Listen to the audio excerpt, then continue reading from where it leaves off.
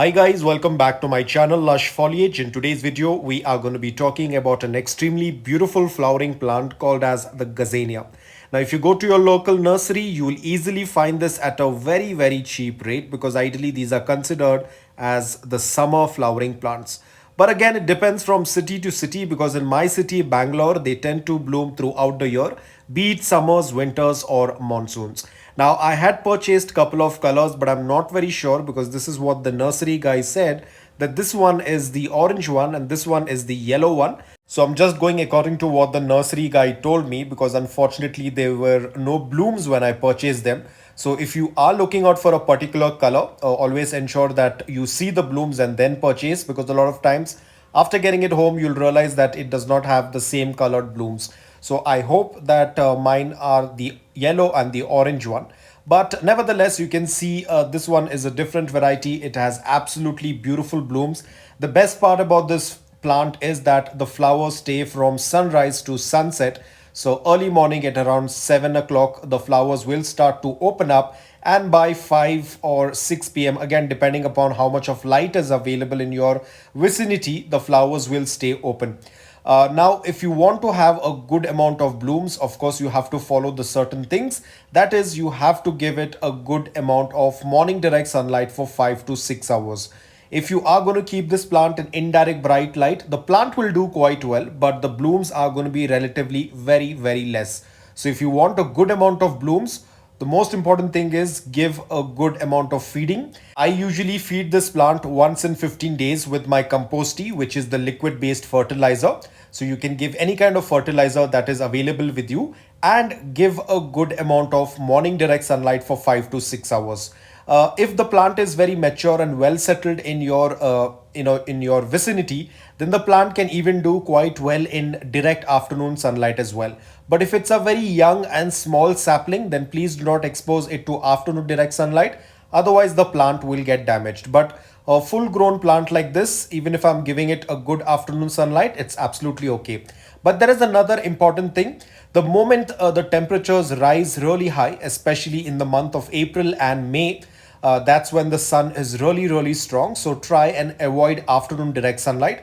As you can see, there is a shade cloth that is kind of falling onto it because right now it's around 1 p.m. in the afternoon, and I have positioned this pot in such a way that it gets a good amount of morning direct sunlight for 5 to 6 hours, and after 1 p.m. The shade cloth tends to give that shaded or filtered light. You can see right now the shade cloth is kind of moving over it, so it kind of gets a dappled sunlight. So in this way, during the month of April and May, when the temperatures are really high, the plant can easily get damaged during the afternoon. So position the plant in such a way wherein it gets that good amount of morning direct sunlight for 5 to 6 hours, and after 1 p.m. or let's say 12 noon, it gets indirect bright light. But light is the most important thing, otherwise you will not have a lot of blooms on your plant. Now, another important thing about the soil mix. Now, I tend to use the same soil mix, which is a mix of coco peat, garden soil, sand, and perlite. But there's a little bit of changes in this. I only use 10 to 15% of coco peat. I do not use a lot of coco peat because these plants do not like too much of moisture in the soil. But I belong from a very dry environment, so that's why I use around 10 to 15% of coco peat. If you are from a place which is very humid, then reduce the coco peat to probably 10% or 5%. Again, guys, this is something that you'll have to check and make the soil mix. A lot of people tend to give a random soil mix. You have to be extremely careful because if there is a lot of moisture in the soil, the Gazania plant can easily get rotted. It can have a root rot. They do not like soggy wet soil or too much of moisture in the soil. So I use only 10 to 15% of coco peat, garden soil, sand, and perlite because they prefer a well draining soil mix which is loose, airy. They do not like to be sitting in a very compact soil. Otherwise, that will again damage the plant. It will not help the plant grow very well if the soil is very compact. Now, talking about watering, again, this is the most important thing. This again depends from environment to environment. I cannot tell you that you have to water it when the soil is dry because you have to check. What I do is, because I belong to a very dry environment, I check around 1 to 2 inches of the upper layer of soil is dry, and then I go ahead and water it. If you are from a very humid environment, then you'll have to reduce the watering.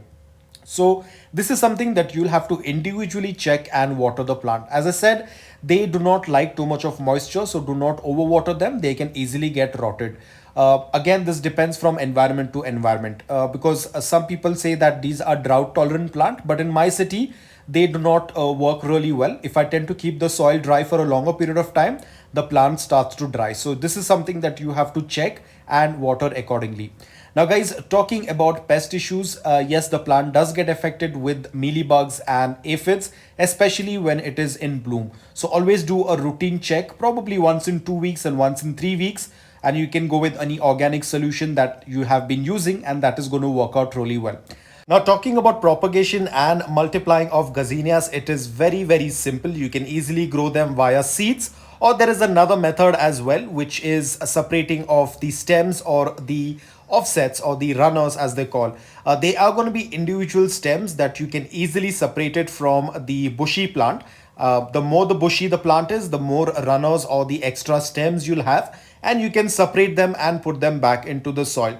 Or the best method is let the flowers dry and then you can collect the seeds, because they do have a lot of seeds on each flower, so you can easily do that. I will make a propagation video once the flowers tend to dry out, and when I'm collecting the seeds, I will definitely share it with you guys. So as you can see, and another important thing, it's always good to deadhead or cut off the dried blooms.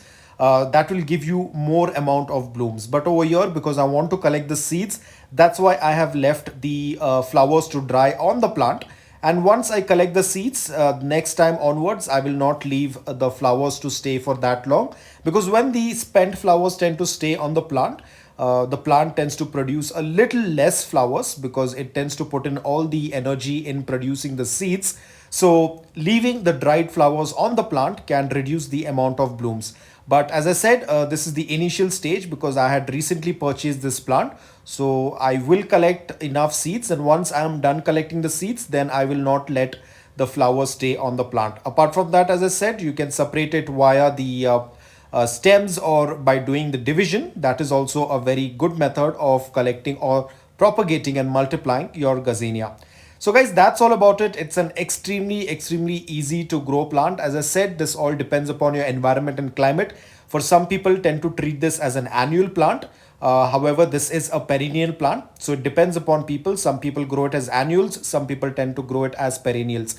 Luckily, in my city, they tend to bloom throughout the year, whether it's summers, winters, or monsoons. Only during monsoons, I have to be a little bit careful, because at times it tends to rain continuously for a couple of days. So that's why I have used a long pot, so that I can move this pot as in when it tends to rain, I can move it away and keep it under a shade, so that the water does not directly fall. Because when the water tends to fall onto the flowers also tend to get spoiled. So if you are from a place where it tends to rain a lot, then you can move the pot during winters, and during summers you can keep it out in full direct sunlight. So that's all about it, guys. I hope that this video was helpful to you. If it was, please hit the like button, and if you're new to my channel, please consider subscribing to it. Until then, take care, stay safe, and keep propagating.